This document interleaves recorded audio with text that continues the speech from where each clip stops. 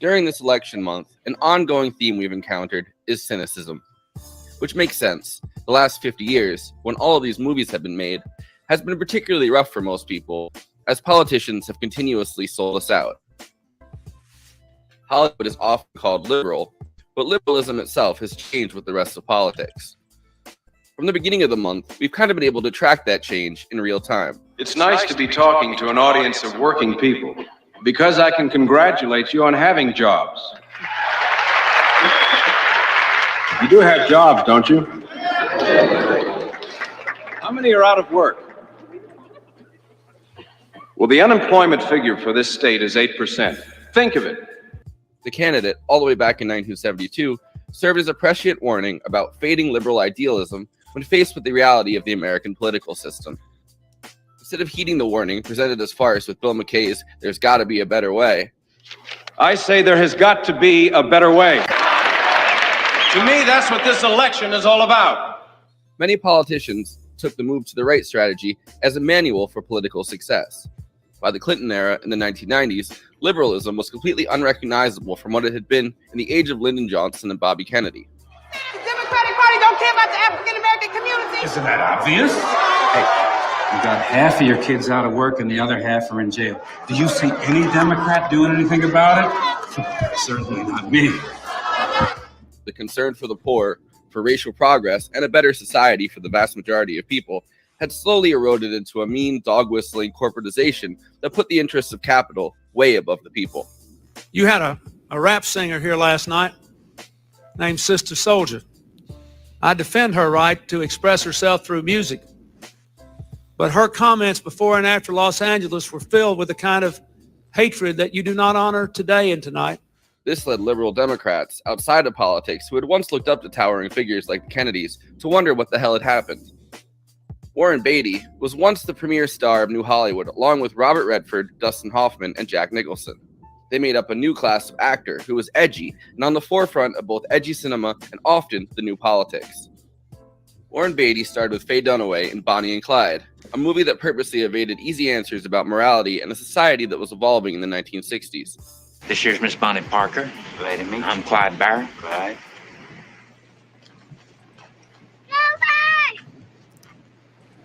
We robbed banks. Beatty was a huge supporter of Bobby Kennedy's ill-fated 1968 campaign against Lyndon Johnson's Vietnam policy and Hubert Humphrey once LBJ elected not to run. In 1972, Beatty served as an advisor to George McGovern and campaigned against Nixon's continuation of Vietnam. By the 1990s, that idealism and optimism had drained away. Politicians no longer seemed to want to fight for their constituents. Today, as we stand on the threshold of a new era and a new millennium, I believe we need a new kind of leadership. Leadership not mired in the politics of the past. Reaganism had overtaken the Democratic Party, and the civil rights movement had long since fizzled out. We stand at the doorstep of a new millennium. Our obligation is to Listen to reduce this, I put a little time in on this. And at the same time restore its creative power. Warren Beatty wrote and directed Bulworth in 1998, maybe the most cynical movie we've looked at yet. Beatty plays Senator J. Billington Bulworth, a once liberal fan of Bobby Kennedy, who has since conceded to the conservative swing of the American political system. J. Billington Bulworth is a lot what I'd imagine Bill McKay and the candidate would be like after 3 long decades in the California Senate. I can't.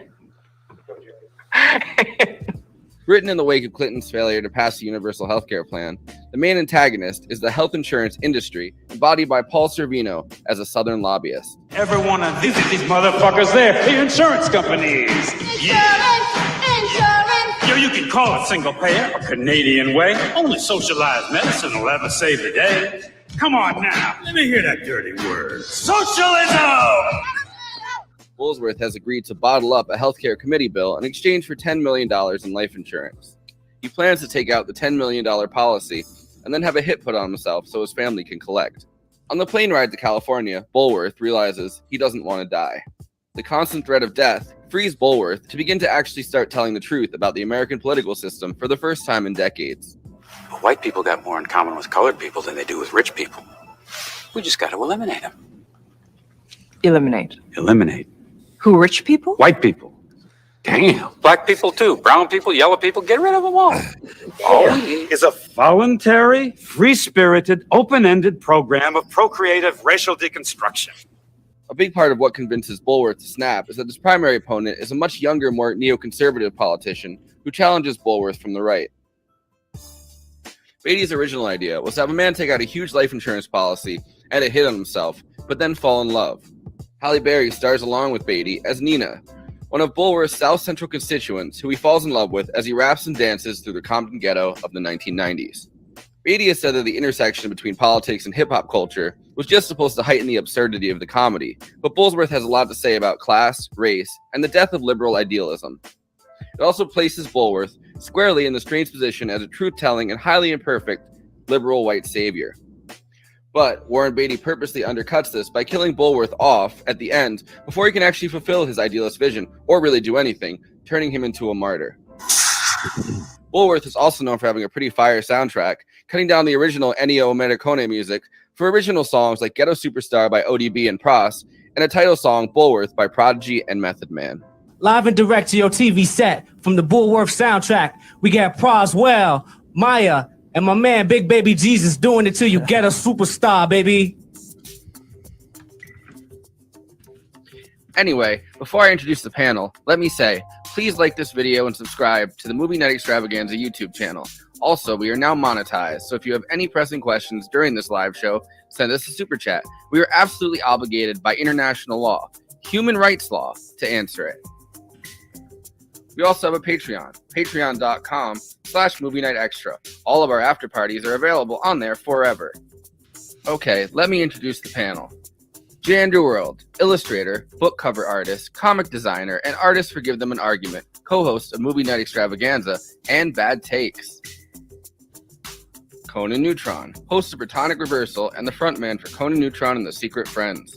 They just got back from touring on the East Coast. Christina Oakes, when she's not dog sitting, you can find her streaming on Twitch at twitch.tv/cosmopolitics. You can find her on Twitter and Instagram at @cosmopolitics and on Patreon. Throw her some subs on Twitch and join that Patreon.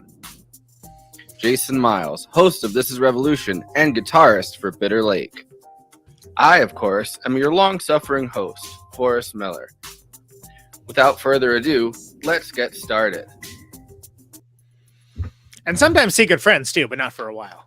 Just to be clear. I love the red carpet, Forrest. I thought yeah, we showed me that a while ago, and I really dug it. I want to say on air as we're live, I really dug the intro. You made that movie. You were very, very generous with a lot of what you said. There is no class discussion whatsoever, but that was really, really good.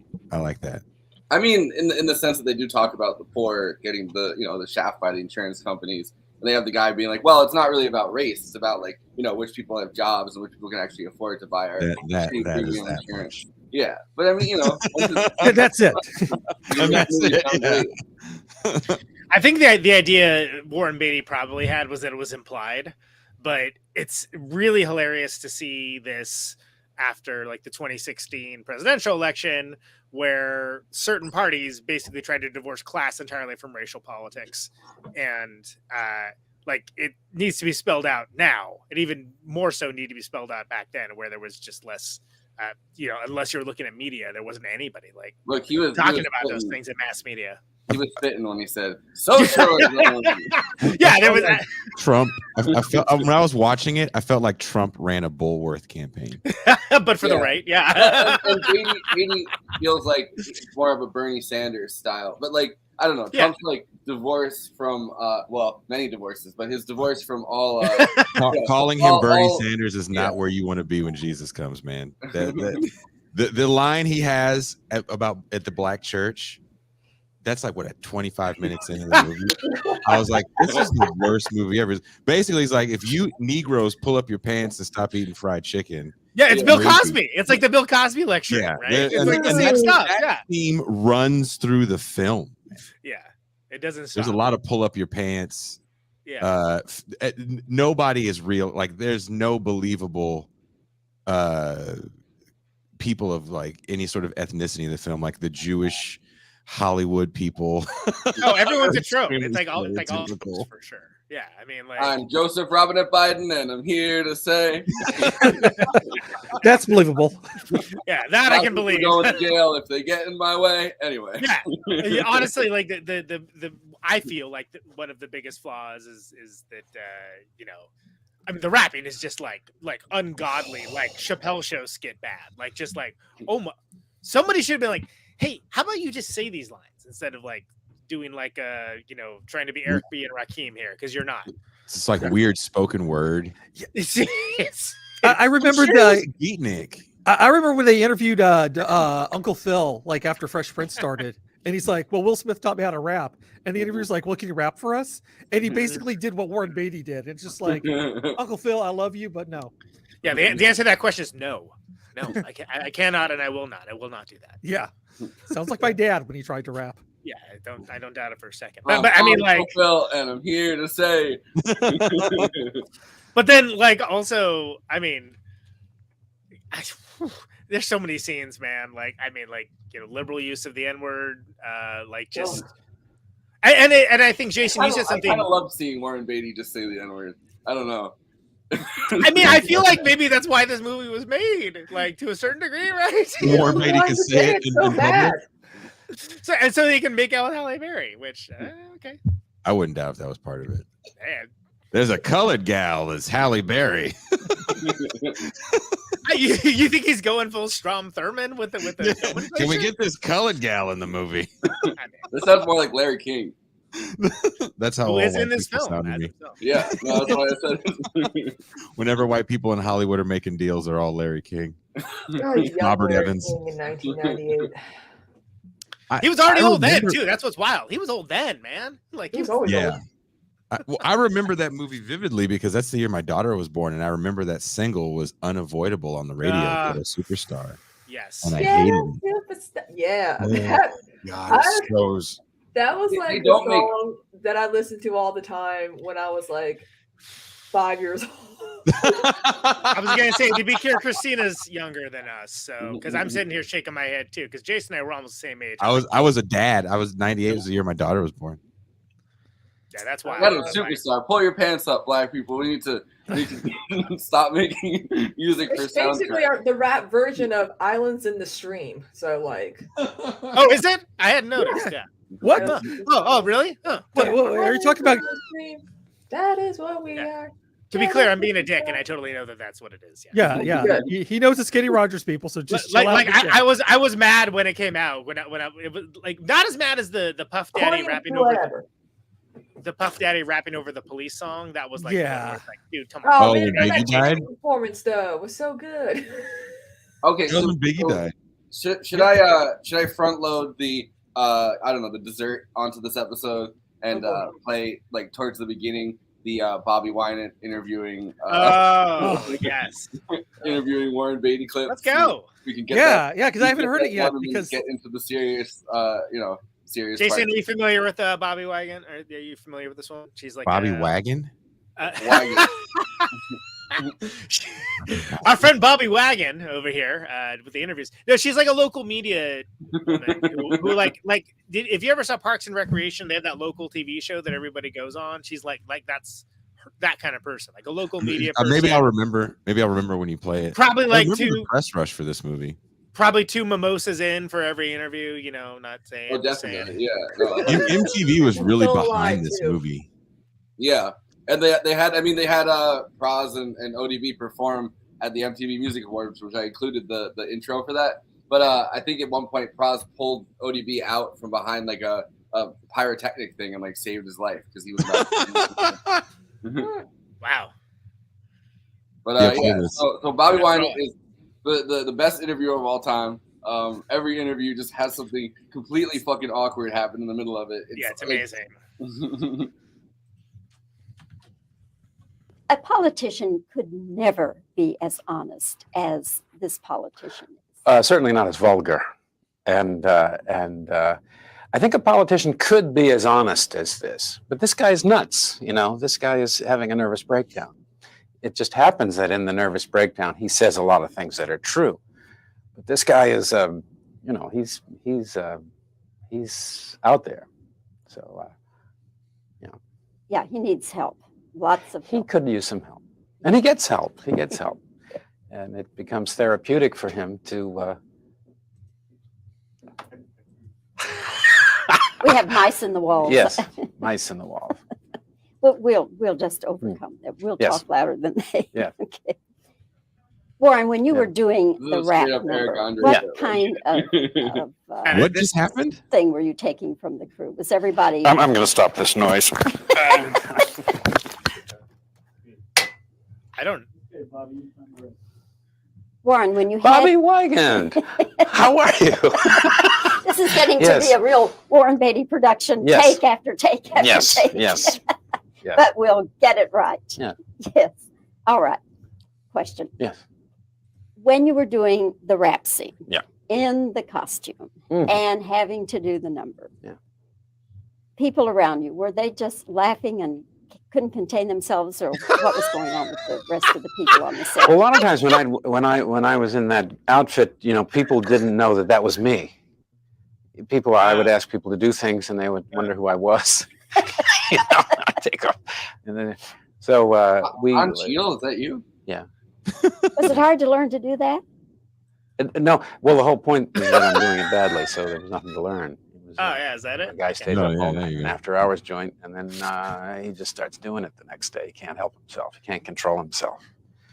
So it's no choreography or any planning involved. It's just No. how you do it badly if you're middle-aged and white.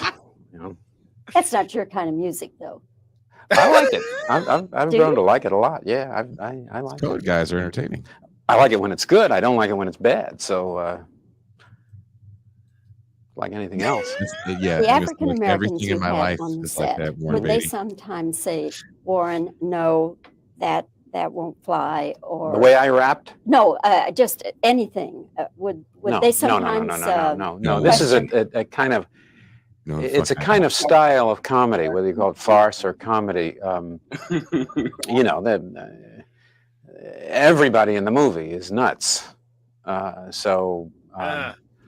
Especially all those colored everybody people. that's in the movie kind of understood that. So, we have white cops that behave badly. We have a white senator who behaves very badly. We have Don Cheadle plays a gang leader who is so upset inside that he burps all the time and takes Tums.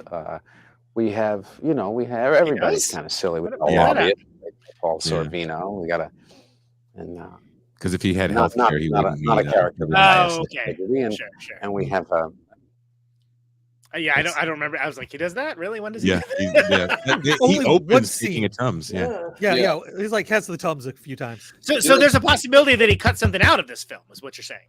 Like there was more scenes maybe where he had. I think that was going to be part of the whole you need health care, right? Because you're a black man with a bad diet. Yeah, I don't even know if they thought about it that much, or if it was just like a. It's a Burping's reoccurring funny. thing. Every scene, he's constantly got indigestion. I didn't notice that. Okay. Yep. All right. Well, I get heartburn too. I get heartburn watching this Like, film. you know what, Don Cheadle, if you just put down those ribs. The scene when they're at I think I wrote that in the group chat we had, the ribs at the nightclub. I was like, Oh yeah. What kind of nightclub is that? what kind of dance club is that? Because when I go dancing, you know what I want? Some stick. Yeah, so a big ass plate of ribs. I So like my hands keep like covered in barbecue sauce. It's like, like when he walks up to them with ribs though, and he's like, "Have some ribs, and if you want some more or something." They're not even trying to be discreet with just over the top. Those people like ribs. We'll put some ribs in there. When Obama said he wanted to have a Bulworth moment, did he think of his Bulworth moment as that thing where he was like, actual thing he said, by the way? yeah. Actual thing he Did he said. think of his Bulworth moment as the thing where he did the stereotypical black voice on stage that time and said, them ribs or something? Obama made a comment before about eating fried chicken. Yeah. A very similar to what Bulworth says in the church, which kind of, I was actually waiting because again, I think I saw this movie when it came out, so I was waiting for him to have some sort of moment of clarity where he would come back and apologize for those comments. Then I had to kind of remember the 90s, who this character really is supposed to be. In my opinion, he's supposed to be Clinton, because I think, you know, people have to remember that Clinton was the quote unquote first black president. He was on Arsenio Hall. That's what Toni Morrison called him. And he was supposed to be a friend of black people. And that's kind of the reputation that Clinton had. And I don't know, I know you went into the archives for us to get your clips, but when I went in those archives, I was doing a show about healthcare, and a lot of the Bulworth rhetoric on healthcare was very similar to the ads that Bill and Hillary had, because they were fighting a Republican Congress that was not trying to pass his healthcare bill. Right. And they referenced that in this movie too, when he said he's like, we have nuke blaming teenage moms or whatever, like you know, like the even more racist rhetoric. So where can you really go besides like the Clintonian dog whistling? You know what I mean? You have to get far more racist. That's the only thing the Republican Party. But this is also peak DLC politics. And for those that are too young to remember, it used to be a thing called the DLC, and it was considered like new way Democrats, and the new way was like, let's be more like Republicans and be more corporatist and get that money, and then like basically screw you if you're poor. Like, you know, we don't do that anymore. It's funny they have the they co-opted the third way like logo and like the branding for Tony Blair's it didn't go away. It just kind of like, you know, it's like Pokemon. It did a final form. Michael Brooks used to rail against that, but then also like watching clips of Tony Blair like looking more and more like a fucking gremlin. What the fuck? But the thing is, but getting back to like, the political climate at this time, like, right, this is like, and we talked last episode about the 96 election, and just like how the choices, such as they were, you had Bill Clinton and Bob Dole. Bob Dole says Bob Dole, so Bob Dole, you know, like that, and him and his pen, and it was and like last episode, of course, the classic Wag the Dog, which predated the Clinton, the major Clinton controversy. There you go. Thank you, Andy. The major Clinton controversy.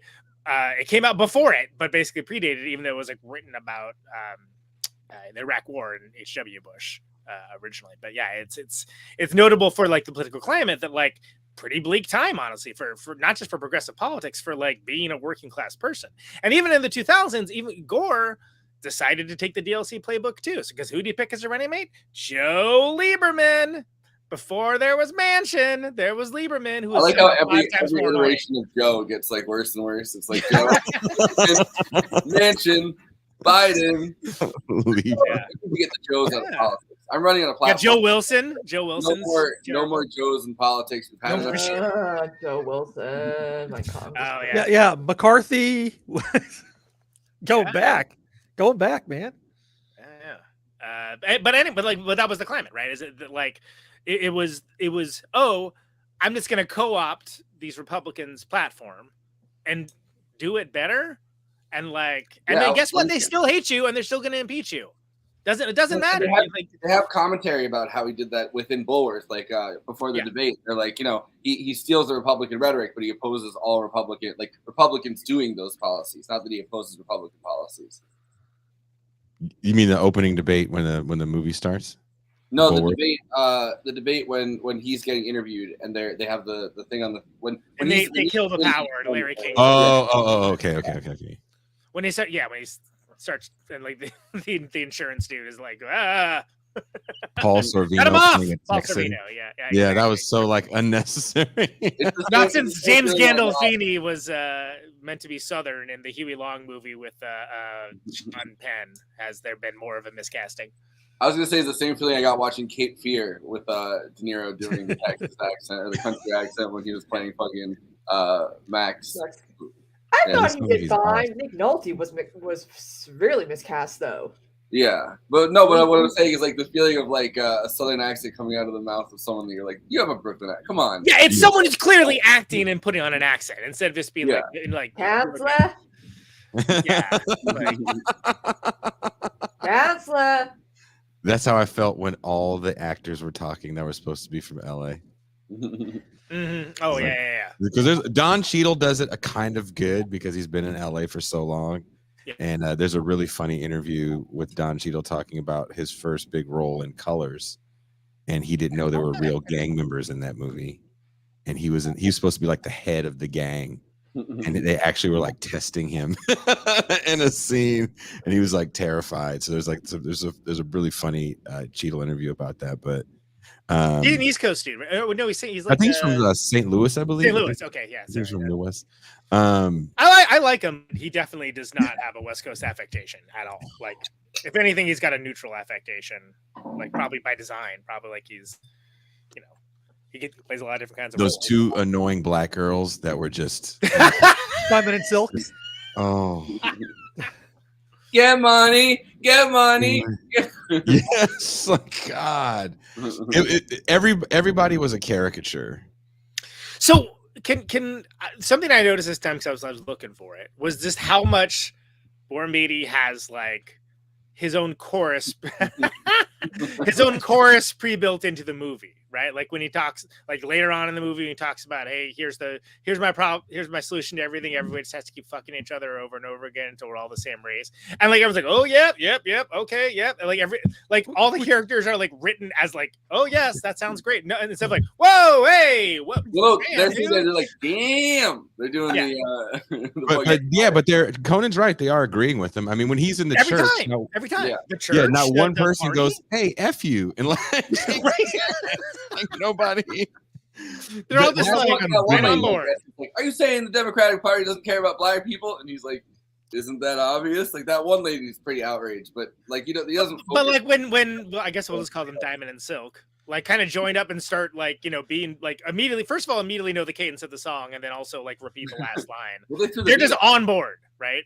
They threw the beat on, So yeah, they exactly. So they knew it. Jump right into it, I guess. but are just like immediately, and for reasons I don't know, because it's a laugh, maybe I don't know. Like Halle Berry is supposed to be a serious person because she's angry. Like this is how serious black people are. They're always angry. Yeah, granted, that could come from Aaron Sorkin because he is pretty fucking racist. Oh God, yeah. His fingerprints were all over this movie, and I saw someone in the comments put like Bernie when they saw the Bulworth thing. I was like, don't. There's a huge difference between Bernie Sanders. That was probably just when he said socialism as the like he basically advocated for socialized medicine, I would imagine. Because but I mean that's on the heels of the Clintons pretending that they were for that while also trying to make some kind of compromise. To get that's what's so important about that distinction. Yeah. Context, yeah. People really have to understand that moment and how hard this was going to be Clinton's signature legislation. I don't know if he wanted to be known as the deregulation, welfare reform, crime president like he is now and forever etched in history, which is having a backlash for him some 30 years later. Remember when his wife was running and he was at one of her speaking engagements and people were mad at him and he looked so shocked. Well, of course, yeah. He's like, and I think he says, "You can't be mad at me. I'm America's first black president." Yeah, I think he says to your point, Conan. I believe he says, "You people asked for this." Remember that? And there's some truth to that. I mean, it's a complex history, and we can't just shit on Bulworth and say that was all make believe because I think the movie Colors has the best scene where there's like a town hall situation and the people are complaining about a lack of police presence and also over policing at the same time of their children. And growing up in Richmond, California, where I'm from, that definitely was the cry of the people in the community. We weren't saying to fund the police back then. It was kind of like, where y'all at? But also when you guys do come, can you stop fucking up the people that aren't really doing anything? So when I lived in not that far from where you live in Soundwave in West Oakland. The only time you saw a cop is if you called one, and then they never would do what you came there No, to do yeah. at all. They would be like, well, what's this over here? Like, who's this? Who lives here? Fuck you! None of your fucking business. Why don't you fucking come here for the reason we called you? You fucking fucktard. But yeah, like you never saw a cop ever unless you called one. And called one, they would do things that they were not called for, and we're uncalled for. I guess Aaron Sorkin sued Warren Beatty because he was hired to work on the Ocean of Storms script, I guess, as a rewrite person. Which he's still working on, by the way.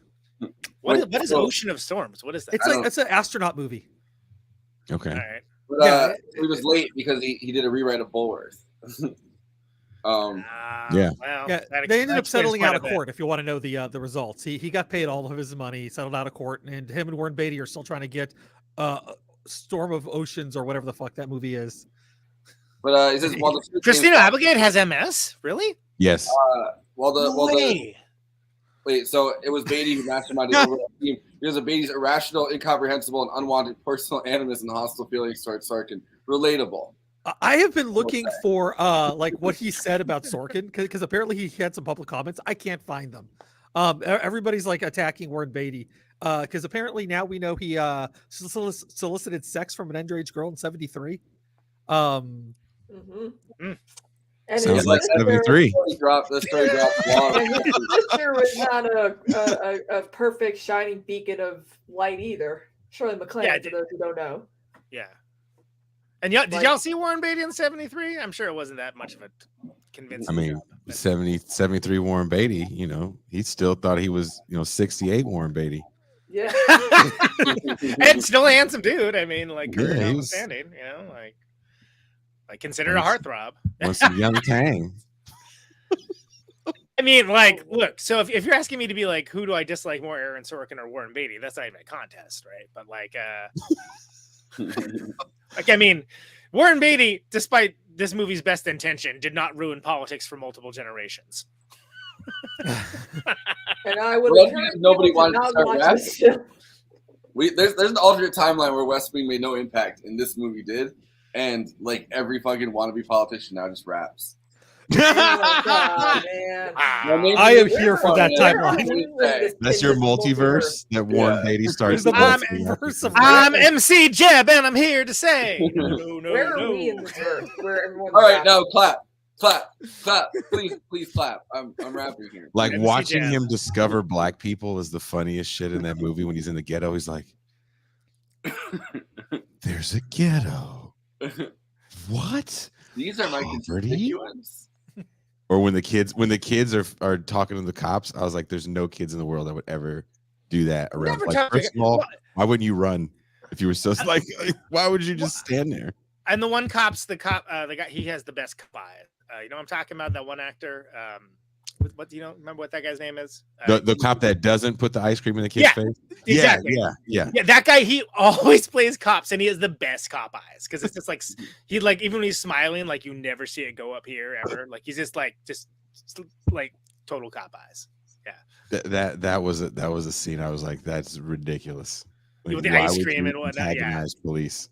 And it just happens to have the re-elect Senator Bulworth things behind him. It just happens to be a wall full of campaign posters with his face on them right behind him. Oh, that's convenient. And the whole thing about I use the children to sell drugs was such a tropey trope. Yeah. Also of that era. He also remember this. He copies Don Cheadle's whole speech, word for word. He appropriates it when he's having the interview where he almost gets crushed by the fucking air conditioner. And Don Cheadle's sitting there everyone's right on. So Cop Eyes, by the way, is Chris Mulkey. You stole my car. Wait, say it again. Cop Eyes is Chris Mulkey. Chris Mulkey. That guy he's a great dude actor. Yeah, no, he totally is. I had to look him up because I couldn't remember his name, and I'm just like, God, he's Chris Mulkey. It's that guy. It's that guy. He's the guy in the thing. That for guy. A top actor, Chris Mulkey. AKA Cop Eyes, yeah, as we call him. That's what we call him. I mean, again, Forrest, I think I watched your thing. I actually watched it a couple times. Your intro. You sent that to me at a really good time. and I watched it. Not here. I think it was like 1:30 in the morning. Yeah, I was. Well, I won't get into. I was up. That's all you need to know. I was awake. He's also you know, left coast, so you know. Were you up in the way that you know? That you're up? No, I'm not up in the way that No, you're up. I said it's the way that certain characters in this movie were up. I was handling grown folks' business for us, but that's a great scene where like the little guy who's been in so many things wants the cocaine really bad, and like he won't share it with him. He's like, like he leans down for it one time. You know what else I didn't notice? When Warren Beatty is looking for Halle Berry, all the people in the club are doing coke. Well, yeah, that's what you did. You know, not anymore. But I'm like, but they're doing cocaine and eating ribs. Is that like a thing? That doesn't seem like activities that go together, does it? I mean, and again, dancing with ribs, your hands are covered in barbecue sauce, man. They go together. Cocaine all over the barbecue sauce. I mean, what the hell? If you want to shit yourself, at the club, they go together. Yeah, there you go. Everybody in the club is shitting. Yeah. What's that, Christina? I said everybody in the club be shitting. That's like my favorite song by like fucking you know, new soundtrack. We got "Pooping in the Club" remix. Like, oh my God. That's a musical challenge. I don't know if I'm ready for, but you know, I do a lot. I watched your thing and I was like, this is a really interesting, because the McGovern race is an interesting race, because for a lot of people, like, you know, we're all friends with Harvey K on this stream. You know, he puts that as a moment where the neoliberal turn really starts for the Democratic Party during the McGovern campaign. So you bringing that up, and also thinking about early 70s politics in the state of California with Reagan, like the candidate, like which the candidate's all about, and then like later on kind of like alluded to in Bob Roberts specifically, you know. Yeah, but just tying into the themes for the rest of this month. Go ahead. I think the McGovern kind of accidentally started the neoliberal turn, because I don't think he himself was that kind of politician. But I agree. But by doing the McGovern Commission and kind of excluding labor as like the main electoral vote, and kind of changing up the rules to make them more electorally viable, I guess, for an outsider candidate, he accidentally started the rise of Bill Clinton. And like, well, but let's give credit where credit's due. That Dracula looking motherfucker that like worked with Clinton, like he, like, you know, those guys, like that, all that third way stuff, like he brought in all that stuff. I was like, hey, let's find a new way to win. Let's find a way to what have people not done before. I'm like, oh, I got it. You know, and like, remember Dick Morris worked for Bill Clinton. Yeah, absolutely. Well, and look, Rahm Emanuel, right? Rahm Emanuel came out of that whole crew. Yeah, I mean, Dick Morris, you know, went Republican, and I think sure, you know, but like, was involved. Yeah, but at the time, it was they were thinking about like, no, because if we just we're the good people, so when we get in power, it'll be better. So it doesn't matter if we run on like labor issues or like. Guys, this is my new strategy to beat the Republicans. Let's be kind. Fantastic. Anyway, I didn't mean to railroad you. What is that? I think it's a movie, right? That's a very stupid movie, but is that Damon Wayans' son? Yeah. That movie looks so bad. I won't even Colors watch as it. well. Wow, a movie so bad that Annie won't watch. You heard it here, folks. I never thought I'd see the day. Yeah, but did you do Primary Colors too, Forrest? No, we didn't. I did Primary Colors on my show. But I thought I was reading and I didn't realize Warren Beatty's was it his wife or his writing partner that did Primary Colors? Annette Bening. Wife, right? Yeah, she also was an American President, written by Sorkin.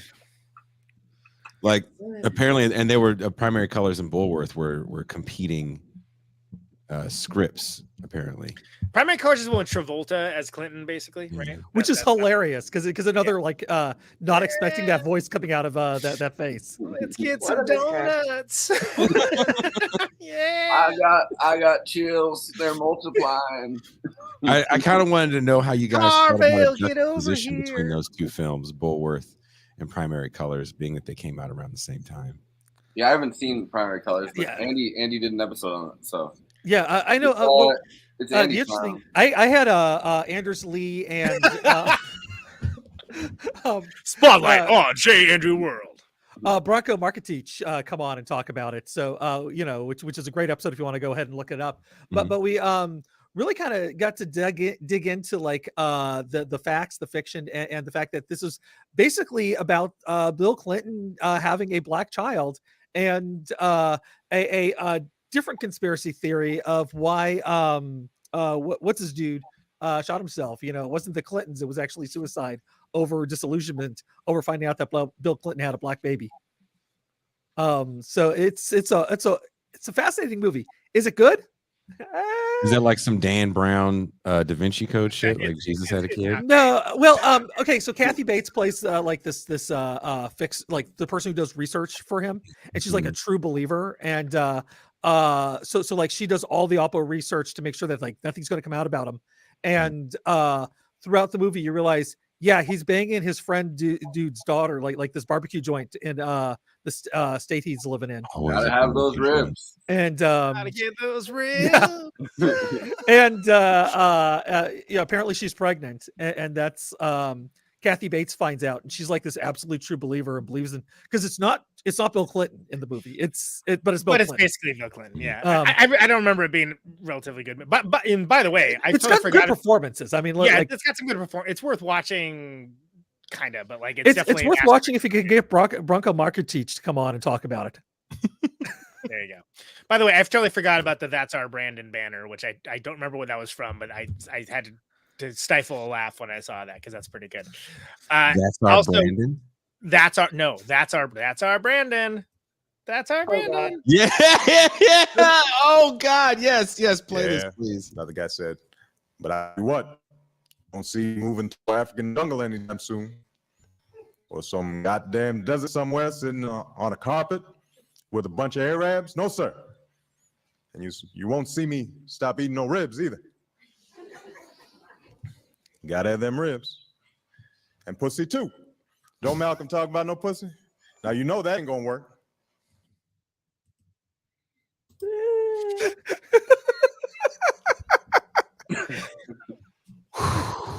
There it is. That's his that's his Bulworth moment. That man became president. That should be my opening line when I go on these Tinder dates. What are you getting? I gotta have them ribs and some pussy too. Maybe that could be my Tinder bio.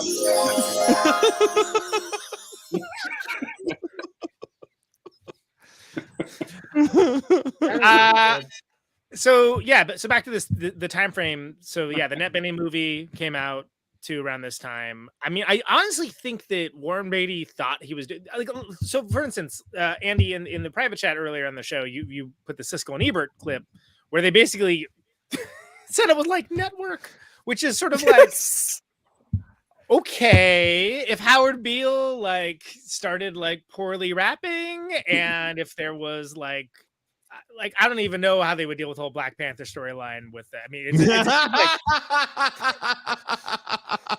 it would be bongos. They would come out with like bongos. I know. Right? Oh God, yeah, big and tribal. Oh my Jesus Christ! With but like the Nancy Pelosi fucking dashikis too. The dashiki, yeah. Oh man. But the thing is, I get where they're coming from with it. That like, okay, so remember at the time in like the late 90s, there was nobody that was gonna like say those kinds of things that were being said as a politician. So to have someone like say that, even as a fictional politician, as a movie star saying it, that is cathartic. That's cathartic and it's exciting in a way. Oh wow, all these things that we say amongst ourselves. Remember, this is pre-moveon.org. This is not, there's no online left. There's no online freaking anything except for like, Al Gore hadn't invented the internet yet. Precisely. Yeah. There's BBSs where we could play usurper at each other, like that's about the long and the short of it. And try to download some pornography. It took you like a minute and a half. It was, just like, I think I see a boob. Anyway, maybe that's just me. Nope. That was all of us with the little, you had to go. Just watching like pixel by pixel because coming across the screen. Or some people don't know about that shit where you gotta turn that shit and you hear footsteps, you turn it back. What are you watching? Oh, nothing. Documentary about elk. Don't worry about what I'm doing. What are you doing? Who are you to question me? But come in here and turn the dial too, or But the thing is, like, it was cathartic to see a politician saying the kinds of things that we later were described to, like exciting candidates. Drudge Report, yeah, except that Drudge Report, Jesus, Free Republic, gee, the to have like these kinds of things that now we have mediums, much like Jason's show and many other great shows where like you can discuss these ideas. And like, yeah, if you're a certain type of like plugged in person, you know that like, oh, of course the like, you know, that like the insurance companies are never going to allow even a discussion on like single payer healthcare. Of course they're not going to. It's against, that's why they get the news anchors to be like, well, how are you going to pay for it? How are you going to pay for it? Right. They have like, the entire system is gamed that way, but to hear it said aloud by someone that clearly gives exactly zero fucks. Now that could have gone multiple ways. Like this could have been a masterpiece, and I need to be explicitly clear when I say that it is not. But Warren Beatty had all the freedom in the world to do whatever he wanted. What he chose to do was this, but it's the N-word crazy. It's a mixed like. Well, he only says it like twice, I think. But it's just twice more than he needs to. Exactly. but it's a mixed result in the fact that like it's not entirely just like, oh my god, like this is like a crazy like racist passion project. But it's also not like network. It ain't, man. It ain't network. No, but I mean, Conan, I feel you. But I see where it would feel like it. Yeah, it would feel I like think we all agree though, and I agree with what you're saying about this era. And this is the era of kind of the anti-politic, right? We're almost 10 years into the fall of the Soviet Union. We are the dominant superpower. Capitalism has won.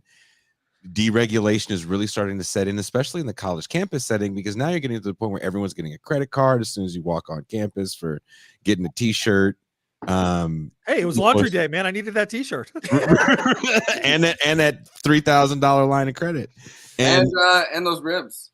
Gotta have there's those more ribs. cocaine ribs. Yeah, well, they don't take credit cards for cocaine, but they do for the ribs. Well, you're not going to the right people. Yeah, it's an upstate New York, bro. It sounds like you need a new rib guy. Want me to hook up that rib guy? Forces dealer takes Venmo.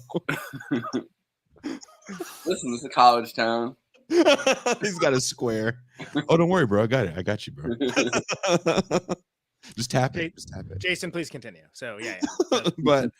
but there's a feeling in the air, and this is kind of a lot about what I've been working on personally. I've got my first feature length video essay documentary that will be coming out hopefully the beginning of the new year, where we're kind of getting into this moment where I'm talking more about this moment of us being disconnected so much from politics in general.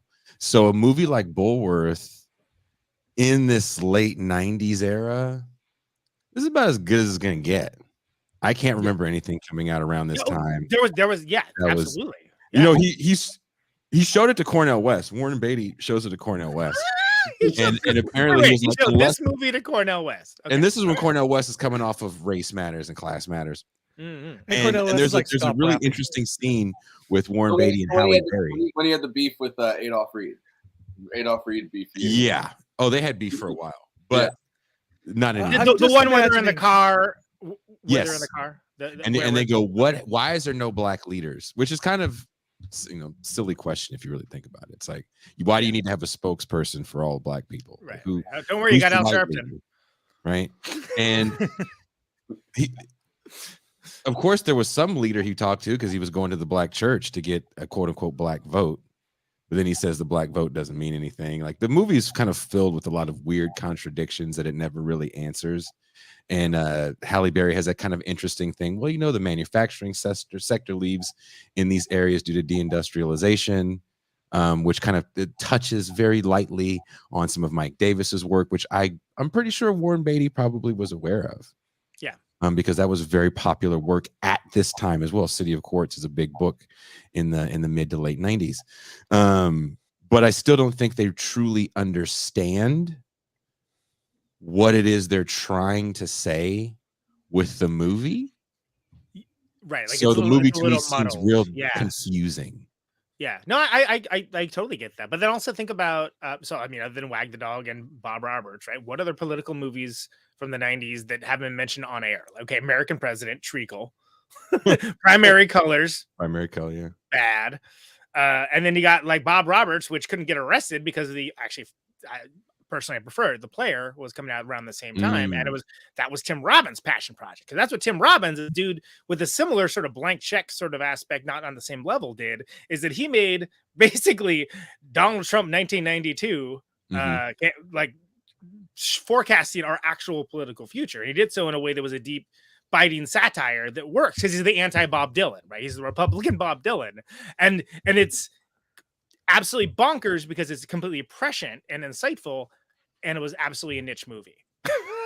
Yeah, which this feels like too, because it's just been forgotten in the annals of time, right? Like, not that the audience originally wasn't, and they got like a nomination for the Oscars and stuff, but like the did Bulworth get nominated? No, you're kidding. I think it got one nomination or for something. music, right?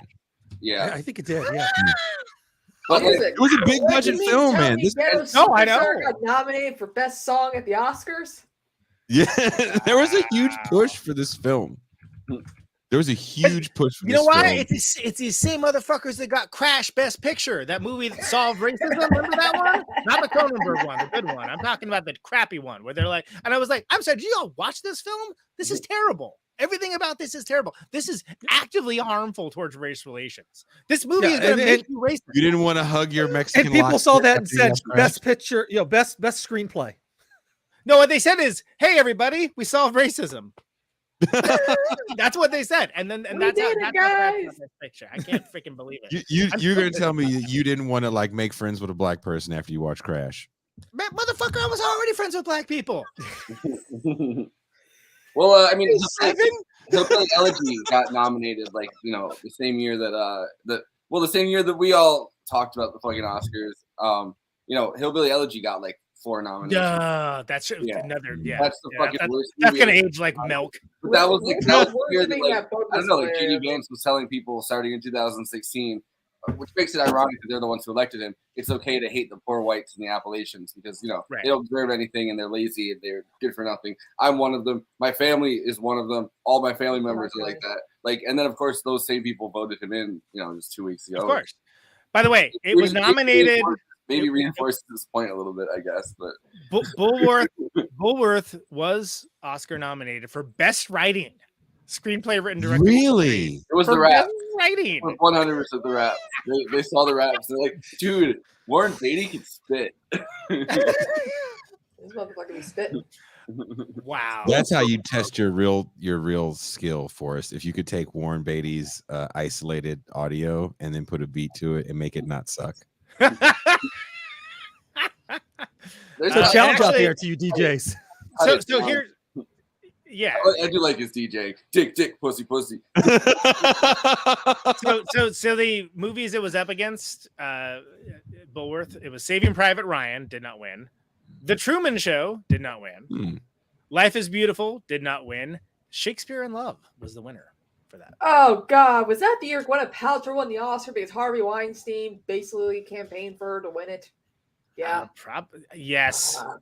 Yeah. Beating Kate Blanchett, Meryl Streep. Yeah. He just loved the vagina scented candle that she had. Maybe he was the one that gave her the idea. Roberto Benigni won for Life is Beautiful, though. So. Oh yeah, when he walked all over everyone, that was great. He deserved it. Did you see the Pinocchio remake that he made? I like that. Like, it was like a more the honest, actual, like, Italian live action. Yeah. That was not a successful film. I don't believe. No, I don't believe it did a lot of money. Didn't Disney, other than Maleficent McCarthy? Yeah, that chick. Didn't all their live action stuff kind of fail? Other than that one. Oh. I don't know. I'd have to get really well. They made a sequel, didn't they? Yes. There you go. Well, I can't believe writing one for this, because for me, I feel like the writing is probably the weakest part of this. Like, it's sort of like, if this is the, so again, I'm not trying to make excuses for it. I think you can make an argument this is a vibe movie, right? And this is like, so when people say that it reminds them of The Network, it's like the Howard Beale, like, just starts telling the truth at some point, right? And like does a bunch of other crazy stuff. But and like, I get that. I don't buy it, but I get it. And I think it's a vibe. But for writing, I mean, there's like, it feels like this is like a first pass. Like he was like should let someone else take a look at it. You know what I mean? Like not Aaron Sorkin. Pinocchio, by the way, has a 0% on Rotten Tomatoes. Apparently, but Conan, I think Conan, I think you and Andy, and you guys get into this very well, and I don't know how often you guys get into this on the show. That boomer nostalgia. Oh yeah. For a time gone by when good people got into politics to fix the world, which is really what this movie is to me. This movie is a love letter to that generation. I think you guys talk about that pretty eloquently and spot on when you talk about this era of boomer nostalgia throughout the late 80s and 90s, where it's dominated into our now pop culture, that the great generation was the 50s and 60s, because this is when, you know, men were men and women were Look women. at Mad Men. Mad Men, like I like it, but I mean, man, that Don't worry, darling.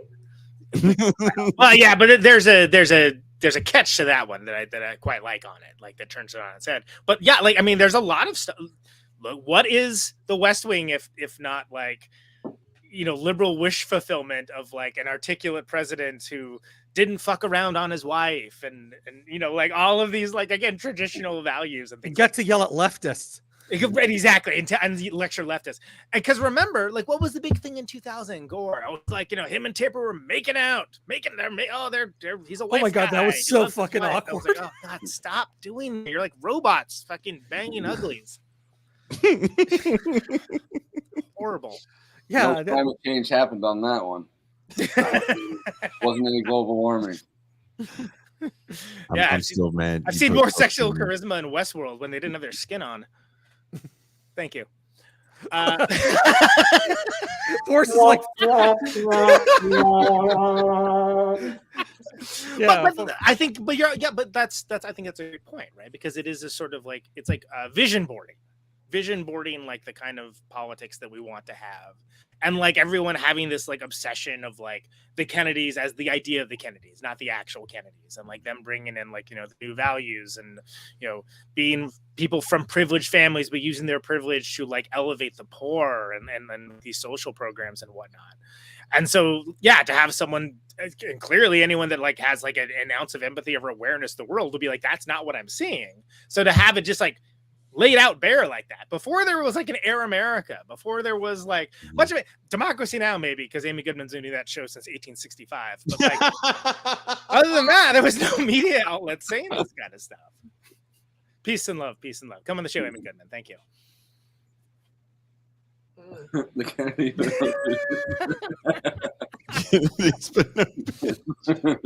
I know, Christina, we're rattling on a lot up here. What are your thoughts on the classic Bulworth? I was kind of watching that film with like secondhand embarrassment.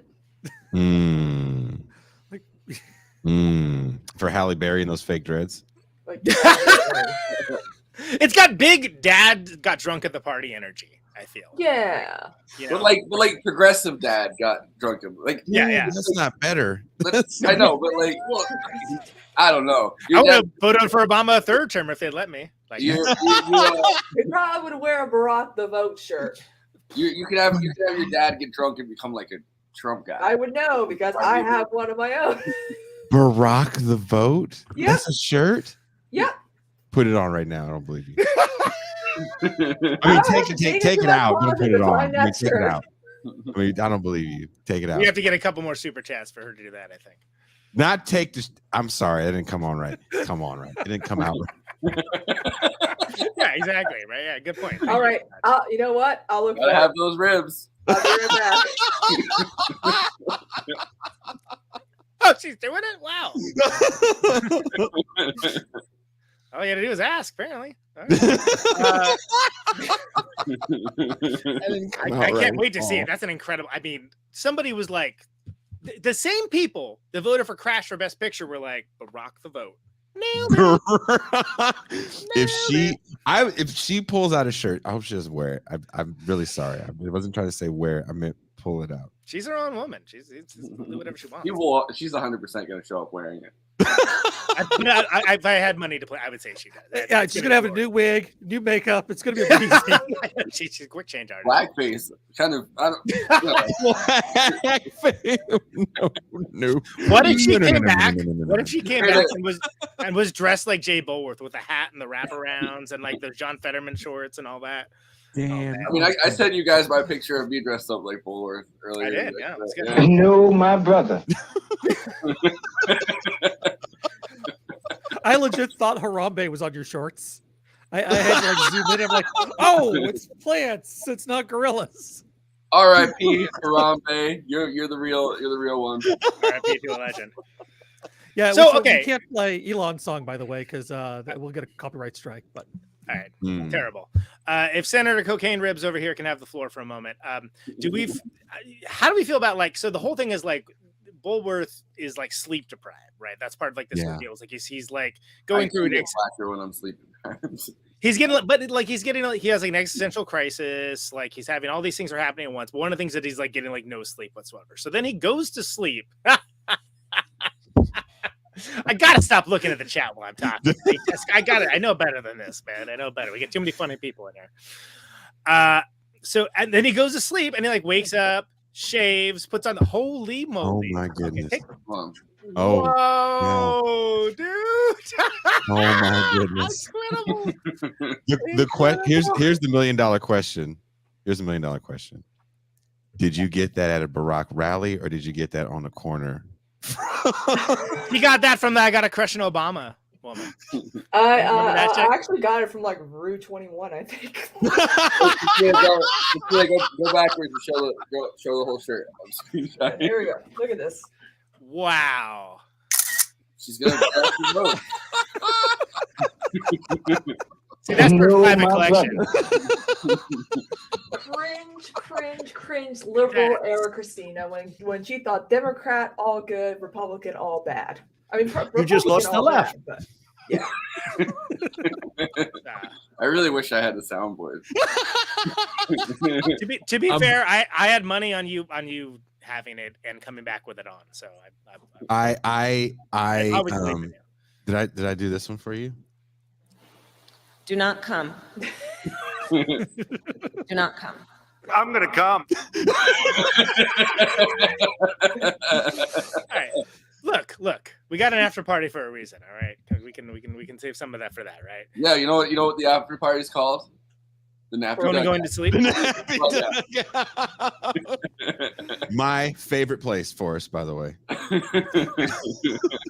So if I may, so like he's going through this crisis of sorts, like, you know, it's a confluence of events, including like, you know, sleep, doesn't eat for like a long time, et cetera, and then he goes to sleep and he wakes up. I swear the fuck I'm gonna get through this goddamn bit.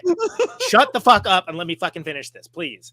So he wakes up like, you know, shit, shower, shave, dresses up looks like a senator again, right? So it's almost like is he doing like, is it just a dream thing? Is it just a dream? I felt that way dream, too, yeah. Right? And then you see him kind of like, well, hey, you coming to Halle Berry? He's just like at the table, like, I don't know what the hell this is. And again, this is again, spoiler alert for the weirdest movie ever, ending for it.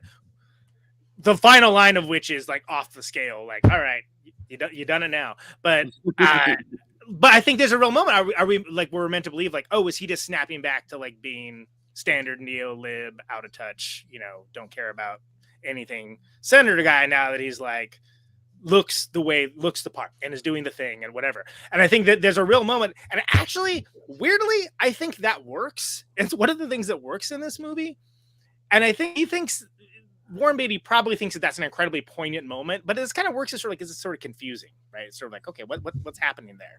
And then like it's supposed to be like, oh, when he recognizes Halle Berry and her fake dreads, and it like come on, let's go do this. I think that's meant to be like, you know, like, oh, that's the big crux. No, he hasn't changed at all. He just is like, you know, whatever. He shaved and He hasn't complained about wearing the dreads though. Did she? Is that what we said? She probably had to have complained. I mean, come on. I want to complain for her. I think she was just getting checked. Getting interviewed clip.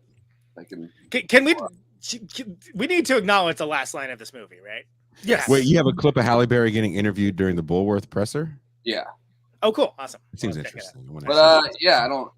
Yeah, we could talk about that, which has to go down in one of the most audacious last lines in movie history, frankly. I mean, am I wrong? Like, I was just like, Wait, are we going into the? Wait, aren't we going to the? Let's go to that thing. We're over. Forrest, you're over, aren't you? No. We do an hour and a half.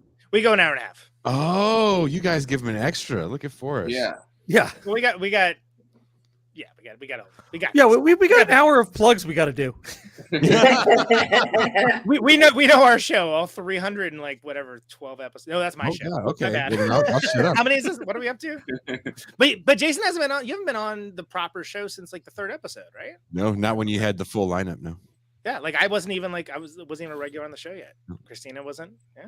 No, well, it was just me and Andy at the time. Yeah. Ross sometimes, but when I interviewed you, like when I had you guys on to talk about the Oakland movies, I was at like my grandma's or my great aunt's. Yeah. So I was watching that the other night because I had the Wakanda clip that I posted where I was like,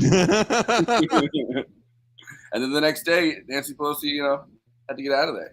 I'm not going to personally take credit for it, but I'm personally taking credit for it.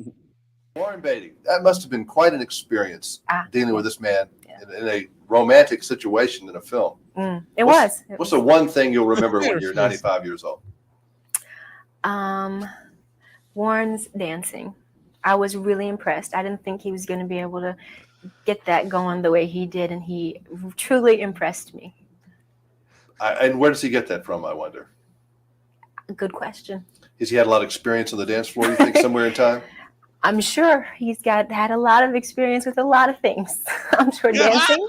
Did you ever get into Warren's spell, even though he was your boss and everything? I mean, did you ever see what the ladies see in Warren? Oh, yeah, instantly. And what is it? It's eyes? It's Is charm. It charm? He has an ability to make every woman feel like she is the only woman in the room, the most beautiful woman in the world. And he makes you feel like he's only interested in whatever it is you are saying. And that's a gift because most people can't make you feel like that. And he does that very well. It's focus, intensity. Mm-hmm. A lot of nice things. Now, I'm hoping some of these men that are watching this interview are writing this down. They should go take a few lessons from Warren Beatty. He's definitely, he's a charming. You can see right away why he's, had the attention of so many women over the years. Yeah. Are you a little burned out on politicians like most people are? Disillusioned? Yeah. Mm-hmm. White or black, doesn't matter what color they are, just disillusioned? Yeah, I think so. And I think I'm a little tired of hearing about it, I think that's why this movie was so important, because it's saying, in my opinion, the truth. And I think we need that right now. All right, let's do the truth. Good subject. I'm not sure women want to know the truth sometimes. If a man is very honest, I don't know that we get credit for being that honest sometimes. It's like you don't want to know. It's like don't ask, don't tell sometimes. You think so? I don't know. I'm asking you. Well, as a woman, I love hearing the truth. Sometimes the truth hurts, which is the case with this movie. The truth often hurts. But once you get past the hurt, I think you're grateful for the truth. Your respect is still intact. You haven't been played for a fool. And I think you will get over it, and you'll be smarter, and you'll be a better person because of it. And the person probably spared you a whole lot of pain. Like if I told you had like a little black boo-boo right here on your face or something, you'd rather hear that than for me to let you go around with a speck on you all day, right? Definitely. But most people would just say, no, Hal, you're wonderful, you're flawless. And exactly. I'd much rather hear the truth. Who the fuck is this interviewer? Bobby's son? I don't agree with it at all. Why'd you make it? Rather than sit here and say. But people who do tell it like it is weird one with get in trouble Warren Beatty too in this world.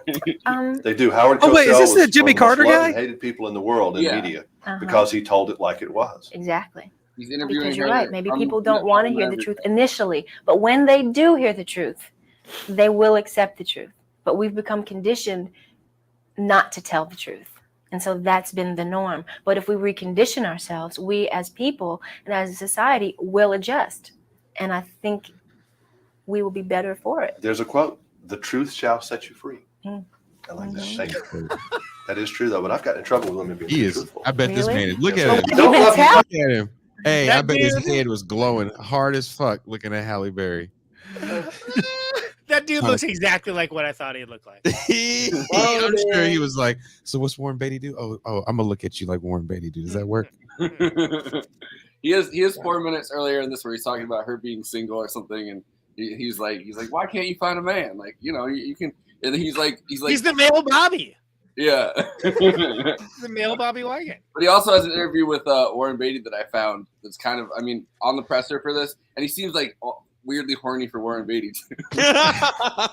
Bisexual king. I didn't watch it because I thought it was actually Jimmy Carter, and it was just a dude named Jimmy Carter. I said it's right. It's live from the peanut farm. That dude's really horny interview with Halle Berry is a little embarrassing, but that poor woman has probably had a lot worse. Yeah, it's probably average Tuesday for Halle Berry. God forbid what Warren Beatty was doing. I'm sure he was walking around with his hand out all the time. Jay Hutch, you kill me. For the audio listeners, Holly, Warren Beatty may have been in shampoo, but I haven't had to use shampoo in 30 years. It's because he's bald. Also for The interviewer had a hole in his natural. Get a skullet. Total skullet. Big monk energy. Yeah, for sure. That dude getting at Halle Berry. Poor Halle Berry. Can you imagine dealing with Warren Beatty all horny for you on the set? I'm sitting here trying to promote this movie, and Friar Tuck over there is trying to mansplain to me famous quotes. Yeah, I've heard that quote, dude. Thanks. There's a quote. I don't know if you heard it. Yeah. Why don't you fucking tell it to me? You know who said it? Huey Newton. You heard it? He invented the Fig Newtons. There's a line Halle Berry says in the movie that she says Huey Newton fed the kids in her neighborhood and her mom was a Black Panther. Yeah. It's like, he's like, a lot of blacks I talk to that at your age. Wow. Because I was thinking to myself, if you're 26, you're not that much older than me, and Huey Newton would not have been feeding your family. The amount of research that was put into this film. Yeah, they just said shit. Yeah, it did take place in '96, so still no. No. Yeah, so no. No. Okay. Are we? Should we just pop into letterbox one-liners here? Yeah, and then trying to get this. Yeah, I'll try to get through the plugs at a reasonable time. In a half hour. So letterbox, of course, a place for film, a place where film lovers get to talk with and to each other about the films they love, the films they didn't love, the films that had bizarre raps in them, the films that ascribe to everyone just needs to keep having sex with each other until we're all one race. That really is the crux of the movie, right? That was the thesis. That is the crux of the movie. Yes, and of course, that's what I got from the book Starship Troopers. But carry on. You've never tried to fuck racism away, Conan? It wasn't my stated goal, but I. Oh, that's what I'm trying to do here. I mean, do you need to declare a statement of intent before engaging in such actions? Nobody told me. I'm sorry. This, of course, is all best expressed in the classic one-liner format. Work in your tight five in front of the brick wall. No Siskel's, no Eberts. Bottom-up democracy. Everyone gets to have their say. These are the letterbox one-liners for Bulworth. Force roll 'em. With this and Reds before it, Warren Beatty used Hollywood studio money to say socialism is the only solution, and also to make out Halle Berry. But still, that's good. At least the Medicare for all style single payer. Yeah. Yeah. Network, but awesome because Warren Beatty says the N-word. That's awesome. True. I feel like the network thing though is like, the ideas of being espoused, I think, are a lot dumber in the 90s than they were in the 70s. And so to have someone speak truth to power, power's gotten dumber. The person speaking has gotten dumber. The ideas have gotten dumber. It's true. Gotta have them ribs. Need Jay's take on the Ukraine conflict. My name's Vladimir Putin, and I'm here to say. There's that great video of the guy who's rapping at a town hall meeting that Ben keeps playing after I discovered it, where he's rapping at a town hall meeting about I'm not gay, but I'd have sex with Vladimir Zelensky. Yeah, I know. Yeah, I remember that. All right, there you go. Still trying to wrap my head around the fact that the wokest movie I've ever seen involves Warren Beatty smoking weed once and subsequently rapping for the remainder of the film. The guy just hands him the L, and he's got big fucking like undercover cop energy. I guess he's wearing a suit, so maybe like it's like, all right, this guy is not trying to be an undercover cop. Maybe he's cool, but the guy just hands him a blunt. Like that would never happen. Yeah, just there's like an awkward sort of like it takes a beat. He just kind of looks at him. He looks at back cocaine at him, and like, ribs would never happen. Yeah, true. Good point. Well, Yeah, I mean, I don't know. There are people that get fucking constipated, I guess. Need to get unclogged. Forrest, that's your new project for the holiday season. I'm convinced Lin-Manuel Miranda loves this movie. Oh, I believe it. Yeah. Damn. That's the correct sound effect for that. Damn. Too real. That's good. From Bulworth's Wikipedia page. In 2013, the New York Times reported that President Barack Obama had in private talked longingly of going Bulworth in reference to the film. Gotta have those ribs. Yeah, I want to see him rap badly is really what it is. Yeah, that would have been better if we hadn't talked about it at least 7 times in the course of the show, but how can you not? I mean, that's again, talk about a lot of these movies, right? Real life imitating the art. So. Yeah.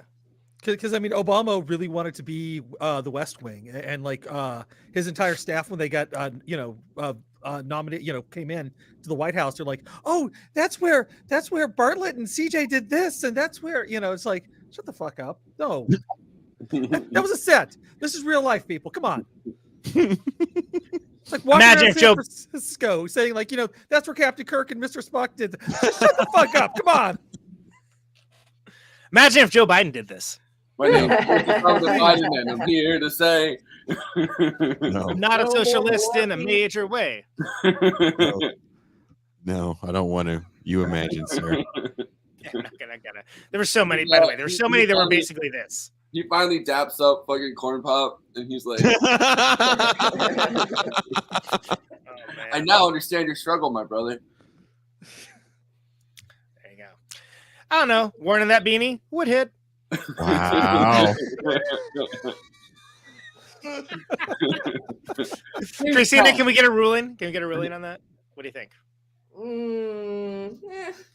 Maybe not in this picture. I mean, after Forrest said drunk dad or drunk progressive dad at the party energy, that'll dry anybody out under 42. Here's the thing, people. Okay, we all gotta, keep fucking each other till we're all the same color. Okay, it's like a slip and slide where the hose of the water got cut off. Thank you. You mean a date with Ben Shapiro? Incredible. You talk to a black person one time and suddenly you're a 2020 Bernie supporter. Seriously, though, great flick. Very funny. Very brave. Brave.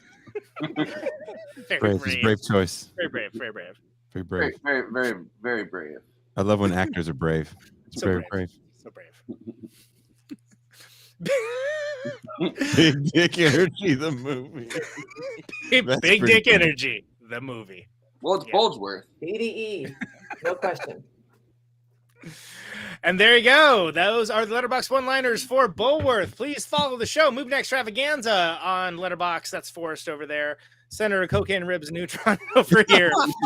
I'm all over Letterboxd. You can find me reviewing everything. Andy is on Letterboxd as well. He's watching all the weird stuff, so you don't have to. Although not the. What was the one you said you wouldn't watch? There's something you said you wouldn't watch earlier. That Let's Be Cops. Oh yeah, he's not watching Let's Be Cops, but we'll watch all the rest of them. Barack the Vote down there, waiting for her next thematic movie logging, but Christina's on Letterboxd as well. Jason, you don't have a Letterboxd account, do you? I should ask this before I do the bit. I'm trying to hide from social media at this point in my life. I don't blame you. It's the only one I like, and it's mostly because we do this show. But of course, Letterboxd is a place for film. J. Andrew Nappy Dugout World, please hit us with the plugs. Thank you. All right, I'm already Nappy Dugout. I'm the original. Well, okay, but hold on. You're Nappy Dugout 2 words, and he's Nappy Dugout 1 word. Yes, big difference. I got a word for you. Socialism. Go ahead.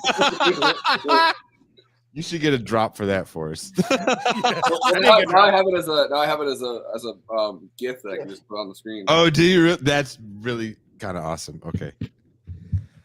But yes, you're watching us on YouTube. Please do the YouTube things: like, comment, subscribe, hit that bell so you can know when videos come up and whenever socialism pops up.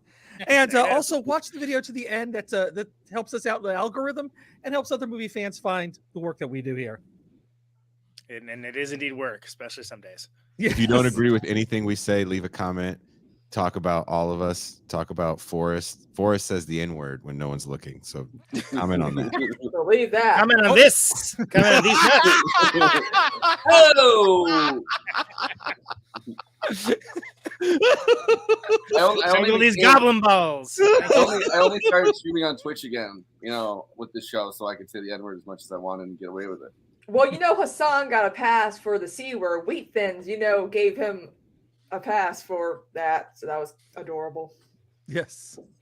Wheat Thins really, no one's talked about Wheat Thins since like 2000s. They finally found a working strategy. The actual crackers, Wheat Thins. Yes. Yeah. The actual crackers. Sent him a cracker pass. The actual. Wow. That's kind of awesome. Yeah, the food. That's like whatever. That's whatever black friend Warren Beatty had. They gave him authorization to use the N-word. It was Holly Berry, and it's because he employed her. Yeah, it was everyone that was getting a check at that time. How much you pay me? Sure, say it all you want. Doesn't bother me at all. This is why the plugs take like an hour. He was like, at least he was acting when he said it this time.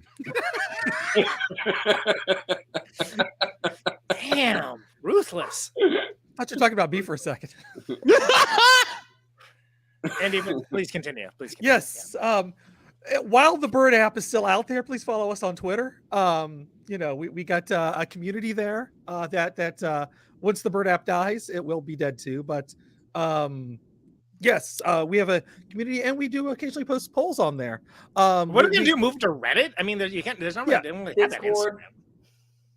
Yeah, I don't know. I mean, we got a Discord. Not that we use it. I'm on Mastodon. Not impressed. Yeah, me and Forrest are on Mastodon. So you can follow us over there. That's fucking. I think of Discord. Boring. It's weird. It's just like Discord, but even worse. Yeah.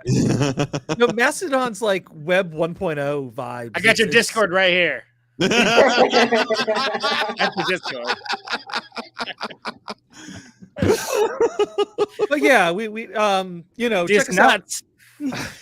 We also have a Facebook page, so please, find us on these things, like us on these things, follow us on these things, and you can find out weird stuff, whatever it is I'm watching. It was Renee, and it's okay because she's from Australia. Yes. But yes, you're right. Yes. Now classic. Link up. Okay. Yeah. Yes, correct. So yeah, I don't know. I like the little Twitter community. I think it's cool. It's I don't know if it's going to survive either, but hopefully we can find a replacement for it. It'll survive. It's fine. I'm just giving it to someone else. They'll be fine, guys. I slept through the someone whole else will Twitter get down it. thing. I It's was like, what fine. the fuck's going on? It's not going to go the way of MySpace. Counter Social makes more sense, but Counter Social is anyway. Whatever. Please. Anyways, because I'm about to get to your plugs, which are the most important. The most important part of the night. Yeah, absolutely. Yes. Check out Conan Neutron's Protonic Reversal, which I don't think there's an episode this week. This week would be Thanksgiving, so no. But I just had Paul Rossler from the Screamers on last night, which was and Nina Hagen. Yeah, and by the way, he's brother of classic episode Mad Max Fury Road. Yeah, to Kira Rossler. Kira from Black Flag. He also played with Dez in Black Flag and the DC3. Really like that. He's one of those guys that's done so many things, like trying to make the leader card. It's like, I'm gonna have to make this like 8-point type to fit in all your shit, man. But like, really, really good episode. Like, really, I mean, if I do say so myself, interesting cat. Good dude. And that was please go to Bandcamp, neutronfriends.bandcamp.com. You got it. I got it. Woo. And you can get yourself his episode 122 album. And he nailed it.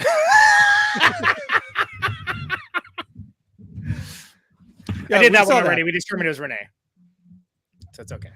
Yeah. See, that's what this one is. The other one. Okay, we're fighting each other.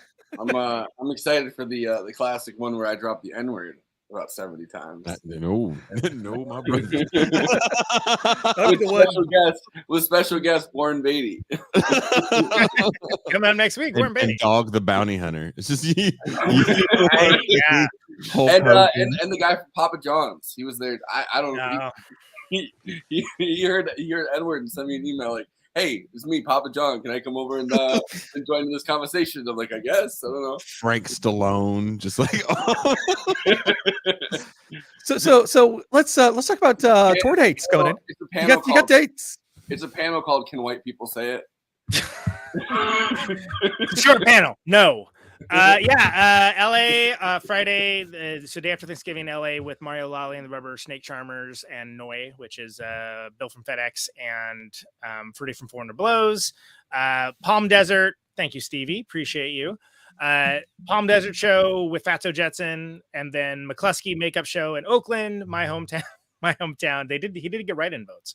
My hometown with McCluskey at Starline, which is almost sold out, but that's the rescheduled show from so. And then we got one show in Chicago, like a New Year's Eve. But that's not next week, which is what I'm gonna go drive and go do now. Yeah, and of course, if you like Protonic Reversal, support it. You get episodes early, so it's a great way to. And it's only $1, folks. It's only $1. It's only $1. Exactly, Bernie model. It's the Bernie Sanders model. And Christina, are you streaming this week? Yeah, I streamed today, but then I'm streaming tomorrow. With it being Thanksgiving, it's gonna be a little crunch time. But apparently, I got some breaking news. Bolsonaro can't wear pants. He's got a skin infection. Weird. What a weird infection. Is he Donald Ducking it? He has to. He's the world's sickest man. Is he still? Have they already turned over? He's still in office, right? He's still in office. He's recluse right now. He's he hasn't really. He's been like. Yeah, he's like in his lame duck, basically. Yes. This is why was hence the Donald Duck in it. Yeah, absolutely. You just can't stop itching down there, and they just figured, can you really lead a coup if you can't even get your pants up? Pull your pants up, Bolsonaro. Can you really lead a coup when you have? Where's Cosby to go? A venereal disease. But Christina has a Patreon, so if everybody who can support it, please go support her. She put out a Barack the Vote T-shirt for you people. Give her so join her Patreon. I still can't believe that exists. It blows my mind. Barack the vote, don't rock the vote, baby. Rock the vote over. Now, Jason, you got This Is Revolution tomorrow. I do. I'm supposed to be reading a book for the show tomorrow. We'll have good friend of show Steve Paxton on with his upcoming book on Zero Books coming out. We'll be discussing called I think it's called After Capitalism. It's imagining a world after capitalism, and it's more of a honest critique of capitalism, not centering it as the reason for all the world's ills. So I'm not as deep into it as I should be. And then on Thanksgiving, we'll be running an episode I did a year ago with the now late Mike Davis. I got to talk to him. Yeah, yeah. Not long after January 6th, actually. It's a bit of a sad interview to listen to because he's very ill, and when we wrapped it, he goes, "I don't think I'm going to be doing any more appearances because I think I'm just too sick to talk to people." He wasn't mean at all. He's actually a very friendly man that always speaks with hope. And I will say, as pessimistic as I feel, I do go back and listen to a clip that I made of that, and it does give me some sort of hope for the future. If that man can live that long with a certain vision for the left that he fought for so long, I think there's no excuse for the rest of us. So that sounds fantastic. That's what we're doing. Yeah, and I know, just keep an eye on Ben Burgess's channel. I have a big interview with a local gallery where we'll be talking about the work of Leonard Baskin, who did a lot of labor and civil rights artwork. in his lifetime. And Is that Cheryl Baskin's husband? I don't think Cheryl Baskin. Carol Baskin. Is that goddamn Carol Baskin? It's Carol Baskin? Isn't that her husband? Is it Leonard Baskin? Is that the guy? We'll get our top researchers on it. I'll have to double You're check. talking. No, he's dead. Leonard Baskin's been dead for 20 years. Okay, so it's not okay. It's not. No, I'm talking to the gallery that went down mysteriously over some Latin American country. I'm talking to the gallery owner that knew him when he was alive, and the gallery represents his estate. So this will be really exciting to dig into his work and do that, and also talk a little bit about the Dylans, who were a husband and wife artist that is also represented by the gallery, and they did James Baldwin book covers. So this is going to be on the channel. This is going to be on the. This is going to be on Ben Burgess's channel. Okay. And then it will be public at some point. I will make sure everybody knows about it. But I am very excited about this. I was on Ben's show to talk about the Northman this last week. I forgot all about that. That was earlier this week. That's like 1,000 years ago. Ben and I and Matt and David have a big announcement next week, so I'm excited for that. So there you go. Very excited for that. So yeah, stay tuned to Ben Burgess give him an argument. We got big announcements coming. So we coming for you, nigga. Don't ever say that to me in public. I feel like I might show up for you guys' announcement. Well, I'll talk to you. We'll talk if you're around tomorrow, dude. All right. Yeah, is that it for plugs? I think so. Yeah, I think that's the only thing I'm plugging. Well, before I go, I do want to say. But we do have a final thoughts thing that we attempt to do. I just want to say before you guys say deep things about this movie, I have nothing to say about this movie. I just want to say this to you people as individuals. I'm always excited to come on this show. I'm always real thrilled with the growth I see from this show. I've gotten to meet Forrest in real life. You are a wonderful young man. Speaking of big dad energy, here's some big dad energy coming your way. You're a wonderful young man. Well spoken. I know what you're doing. Conan, I love you like a play cousin. You are white Jason. So I was thinking you were Black Conan, but because it all comes out in the wash, right? So, and Andy, getting to know you has been a pleasure. Barack the vote, right? I hope we can. Christina's terrible about branding. Because the first time I came on, for someone so good at branding, she's very diligent in like committing to the bit on this show, which I appreciate. So yeah, I'm actually really excited to see all the stuff you're doing. I loved that intro that you did for this Bulworth thing because you made. Yeah, I had to bring it all because I got inspired to do these because you were doing them on This Revolution. You made me go do another. We had agreed that I was going to stop doing them, and then because I watched your Bulworth one, I did one for the show we did last night because I was like, "Fuck that Forrest guy, he can't." It's like an intro to arm race. But no. I'm always thoroughly impressed by what you're doing. So, thanks so much. Thank you. That means a lot from you.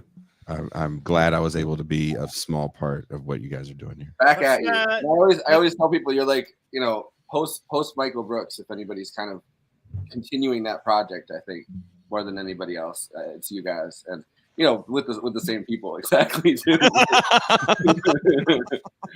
But yeah, let's make it 119 episodes before you're on the main show again. Yeah, I mean, you guys have my number, so. All right, fair. Should come on for in December. We're doing End of the Apocalypse movies. Come on for one of those. I have a guest for you guys too that you need to have on. You need to have Michael Harris on your show. All right. He wrote the Star Wars book, and he wrote the. Okay. What's that movie with the woman? Oh yeah, that one. Hunger Games book. Ah. Using Star Wars as a grand narrative for the left, and using Hunger Games for an example to show about collapsing societies and capitalism. All right. He wrote a really good book about. What do you mean when you say? Oh, Flav.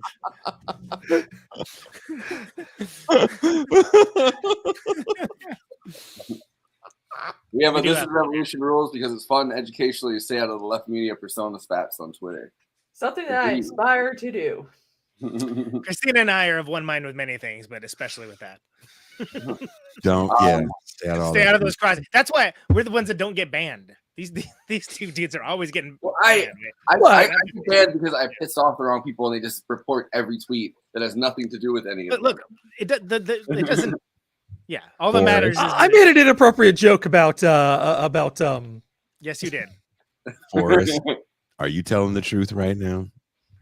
What, the tweets are not about? I mean, I have tweets about those people, but I make sure to not say anything that's going to get me banned. What do you mean by those people? Final thoughts, Jason. You got any final thoughts All on right. Bulworth? All right, Cody, do you have final thoughts on Bulworth? We're about to jump over to the after party, remember? So we'll have some. So we're doing that in order. Okay, that's fine. This is probably the harshest toke, so to speak, of the entire month, and more so because in ways it hits, and in ways, boy, does it miss. But as the one letterboxer you said, very brave, Warren Beatty. This is absolutely so clearly a passion project, and I would say it hasn't aged well, but it was pretty gnarly when it came out. And this is definitely like the only one of this month where I'm like, I don't know if I can really say Bulworth is a great movie, but it's definitely worth discussing. And it's incredible that this was a big budget movie. That's the thing that blows my mind. Mm-hmm. Like, and this is like when you think of passion project, we think of someone given like the blank check, so to speak, to do whatever the hell you want. And Warren Beatty comes back for first Reds, and then he comes back with this bold. He also pitched it in the 80s, not mentioning that it was going to be political. Like he made it political, quite literally. He made it political. No, he pitched it as a movie about a guy that puts gets a bunch of insurance or whatever, and then puts a hit out on himself without mentioning that it was going to be a political project, which is kind of. And I think that it's interesting that he went surreptitious with that, knowing like the impediments that would have come with it. I think that it's incredible how much truth to power is spoken in a movie that has this much horrendous rapping, just this horrendous, like just gnarly like that. And then there's so many. I'll just call them bold once again. Bold decisions. I don't agree with them. I mean, Mel Gibson's pretty bold too. But doesn't invalidate the art. But this is one of the harshest tokes and weirdest entries. I think Mel Gibson might get forgiven if he made a movie where he's rapping. I'm thinking, has he rapped in a no? No, I don't think he has. Well, let me tell you something about the Jews. and then they control the media. You know it's true. I think we just wrote Kanye's next lead single. One of the weirdest entries, but weirdly there is a through line through all of them. I like that we've gone sequentially. I need to stop looking at the comments when I'm talking. We've gone sequentially with them because I think there's a lot to parse here that's a very different type of information to take in than Wag the Dog, which is more of a traditional like farce and more like tactical, whereas this is just like, again, attempting to do a network but in like the dumbest time frame ever. And just with the most, somebody should have told him no at least 3 times, if not more, with major decision points at this movie, but he didn't, and there it is, and here's us talking about it. So there you go. Yeah, for sure. Nappy dugout over there. Wait, which one? Me? I changed. Oh wait. Oh yeah, you're right. One of the things this movie really got me thinking a lot about was the Jim Hightower book. If the gods want us to vote, they would have given us candidates, which is I might have that over there. It's a great like overview of this period of history about like how we were demobilized and a good critical look at the Clinton era and whatnot. So I was thinking a lot about this book while we were talking about it and watching the movie and just but it absolutely, if you've not read it, I highly recommend if you really want to know what's how people felt in this era, I think Jim Hightower really captured it there much better than this. So there you have it, folks. Michael Moore too. Movie. I will say this, Yeah. like as much as like he was made into a caricature by honestly by neoliberals as much as by conservatives, like Michael Moore in the late 90s very much hit the zeitgeist as well. I would say less or so because he wasn't actually covering the history. He was just trying to be like a little provocative about what was going on.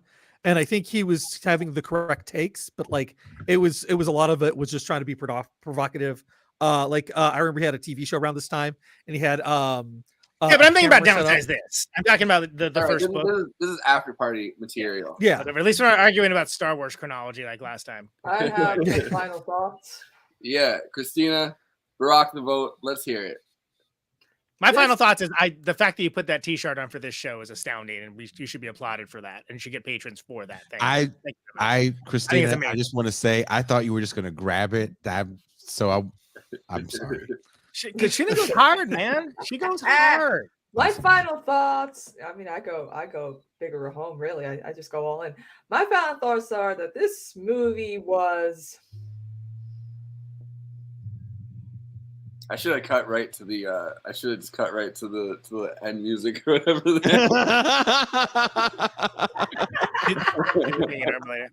Yeah, literally, I'm just speechless. I don't know what to think. He's speechless. He's speechless, folks. How many speechless faces out of 10? 6.5. All right, that's a high rating. Well, my final thoughts. Join us at the after party. By the way, I put the link into the chat. We'll be hanging out for a little. You were pissed off that we were too on topic somehow. Don't worry. There's an after party. I'm just gonna say my name's Forrest Miller, and I'm here to say.